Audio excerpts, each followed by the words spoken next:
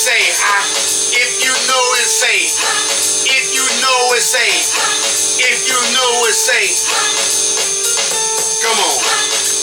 Welcome back to another episode of My Speaking Podcast, man. This your boy Mike, a.k.a. Booby, a.k.a. Choke Shell. It's your boy Solomon Grant again, Warrior Out again, Get Out My Face gang, and all that other good stuff, man. We're going to go ahead and jump into this. Before we start, we might not always be right, we might not always be wrong. But you're always going to get our modest opinion what we're speaking on. So this episode is strictly about the Kaden Clark situation, WNBA altogether. Shout out to WNBA. I got a bone to pick with a lot of people. Okay. And my thing is, the problem I'm having with this Kaden Clark situation, everybody heard and everybody seen she got hip checked by Kennedy the other day, which was Saturday at 12 o'clock. She got hip checked. It was a flagrant foul. We understand that. Let me just go ahead and say this. It's a black-white issue. We understand that. But I'm going to show y'all something. I'm going to make this go full circle. I've been thinking about this for a long time. Go ahead. Who was the number one pick in the NBA this past year? Number one pick in the NBA? In the NBA. Wnba, right? They hyped him up, right? But what's the problem? They hyped him up, right? Because he was a brother, right? He was a friend, but he was a brother. They hyped him up.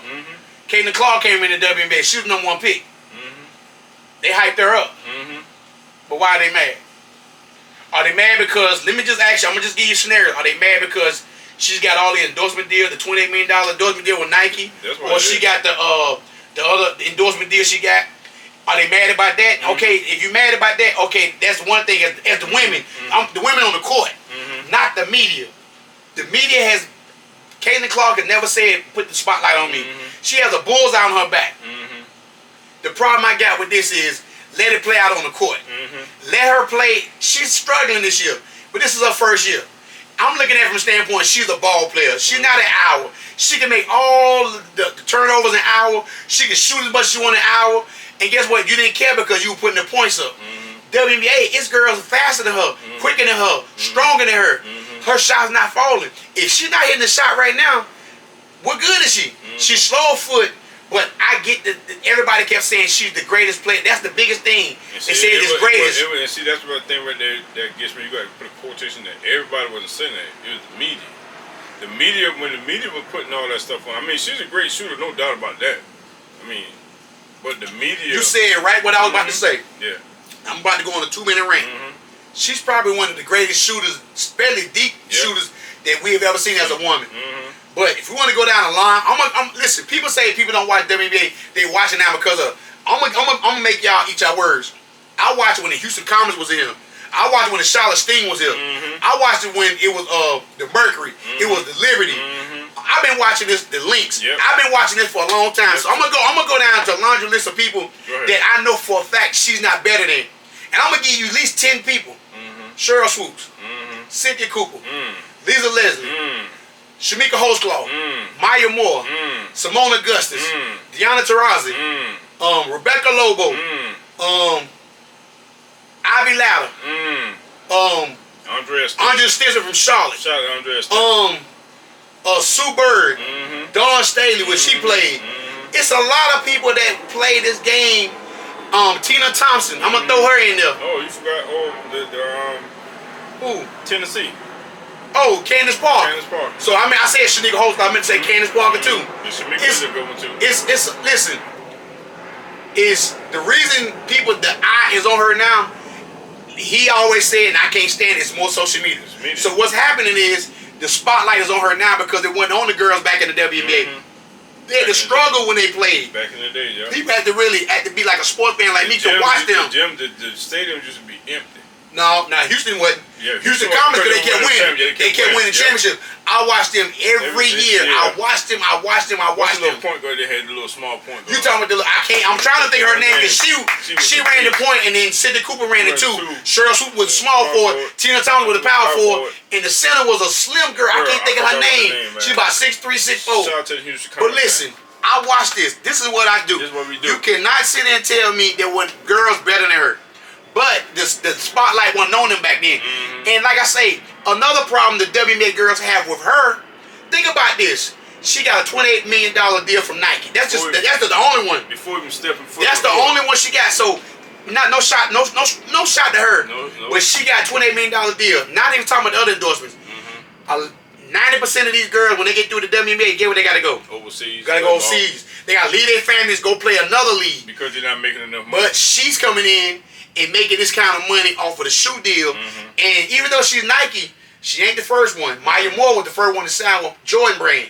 So but Cheryl Swoops was the first one that had a Cheryl Swoops had her first shoe. Maya Moore was the first one to sign with Jordan brand. So she, like I said, and just like anything in the NBA, these boys making $40, $50 million. She got $28 million.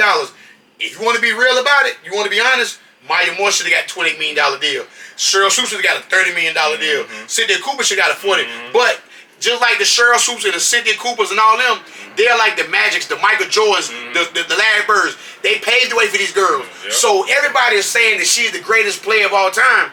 That's far-fetched. If she might be one of the greatest shooters, then we can talk about it. We can have that debate. She's not the greatest player of all time, and nor she did not come in the WNBA. She didn't even finish a full season yet. And nor did she not come in the WNBA with a bullet on. She got a big old target on, and she has to learn.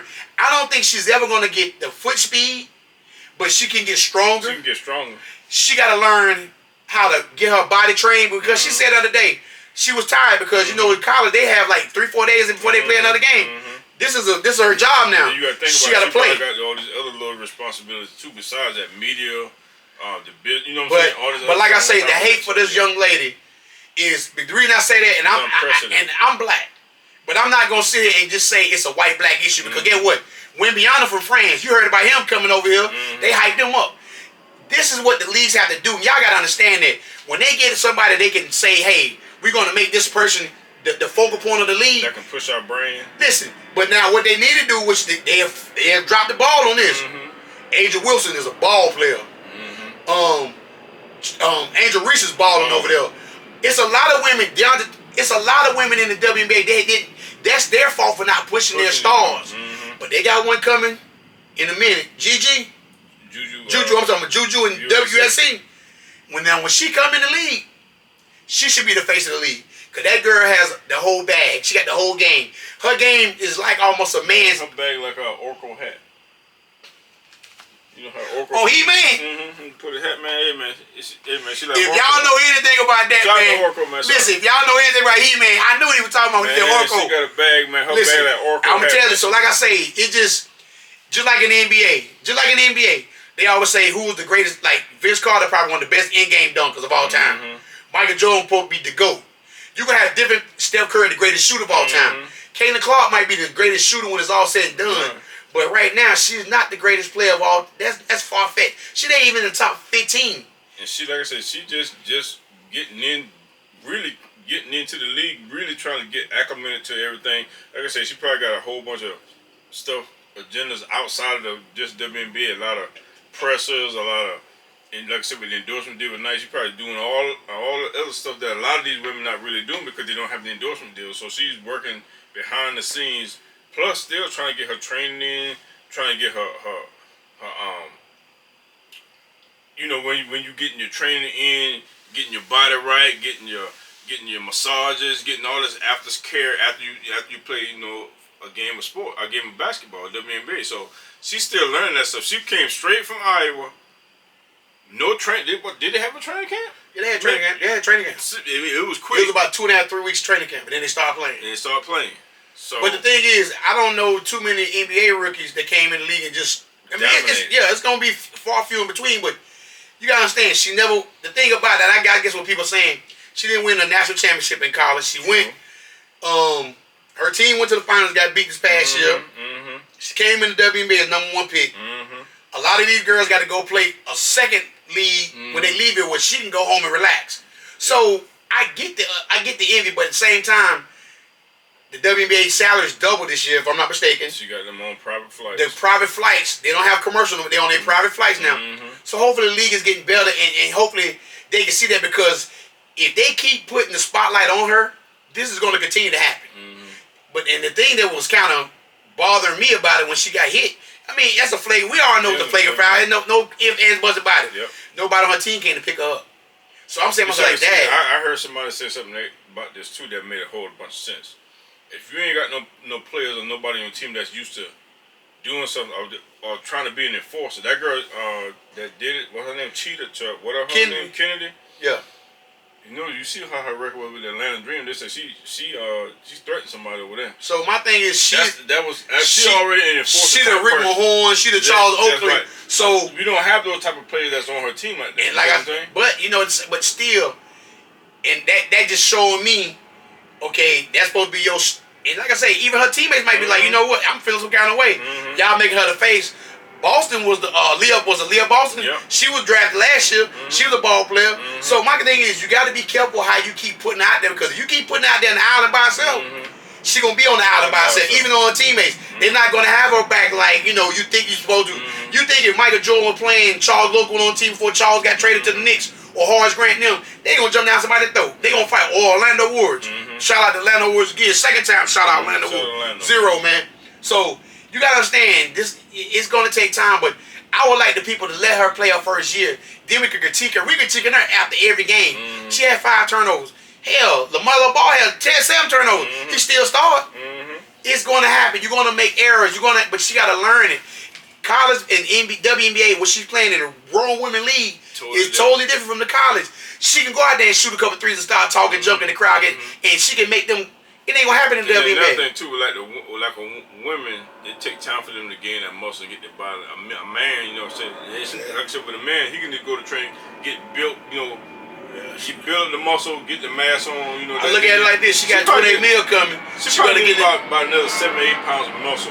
Well, she got a $28 million contract, so she better go ahead and getting with the right trainers. Getting with the right, But all I would ask everybody is pump the brakes. Let her, because Wnba, he came in the league. He could, in my eyes, they kept saying he couldn't do no wrong. But the reason I made a comparison, somebody that finna play in the NBA Finals tomorrow night. He's 7'3". He shoot threes. And Porzingis shoot threes like a big guard. They didn't hype Porzingis up coming over here, but they hype Wnba a whole lot. Think about that now. So for y'all want to see it say the black-white issue, they didn't hype Porzingis coming up over here like they did Wnba. Porzingis he was hyped. They call him the unicorn, but not like Wnba. Because the social media has really been picking up. Like I said, Wnba, yeah. But what's the difference between their games? Nothing really. Wnba can probably handle the ball better. That's it.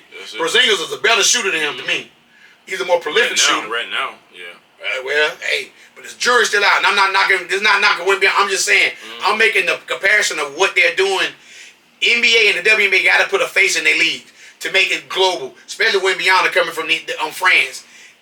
WNBA, they got Caitlin Clark. They need to be pushing Angel Reese. They need to be pushing Gigi when they need to push everybody. Stop making it just one. And for the sponsors out there, the Nikes, the Adidas, go grab some of these girls and get them deals. Y'all giving these boys 120, 200 million. Get some of these women some deals. You get like some of the, like you said, the Caitlin Clarks, the Asia Wilson. I don't care if it's kids or Adidas or it could be Adidas or it could be whatever. What's her name from Dallas? The Wings. Boom. She went to Notre Dame. She went to Notre Dame. They won the championship that year. Talking about the big top.